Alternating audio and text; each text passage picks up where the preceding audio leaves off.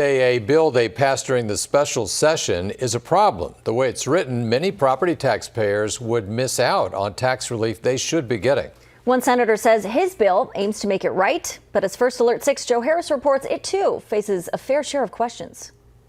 State Senator Hardin of Gering says taxpayers are owed a chunk of money because of a bill lawmakers passed during the 2024 special session. I supported LB 34. I voted for it.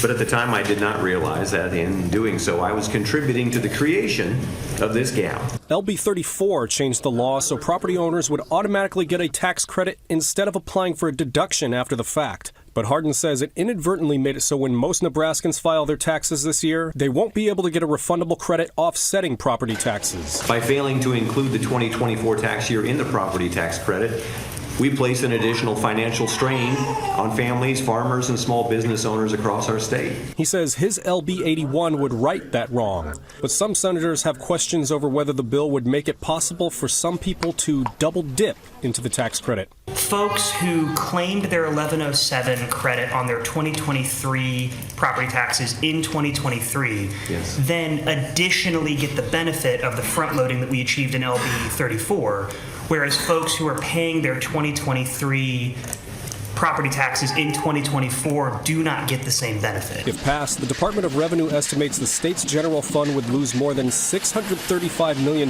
in revenue between fiscal years 2025 and 27.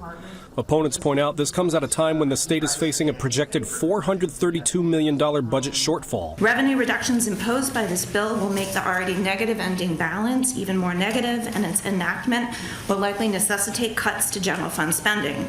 As a quick reminder, 90% of general fund spending supports education, healthcare, and public safety. Speaking more generally about property tax relief, State Treasurer Tom Breezy tells First Alert 6 the projected budget shortfall could impact how much lawmakers work toward property tax relief efforts this year. There are some bills there to help us do that.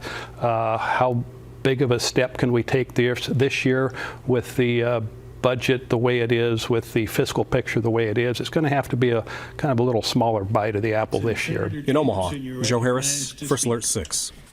According to the Department of Revenue, Hardin's bill would also cost the state more than $4 million, and that includes financial services to handle amended returns and answer taxpayer questions.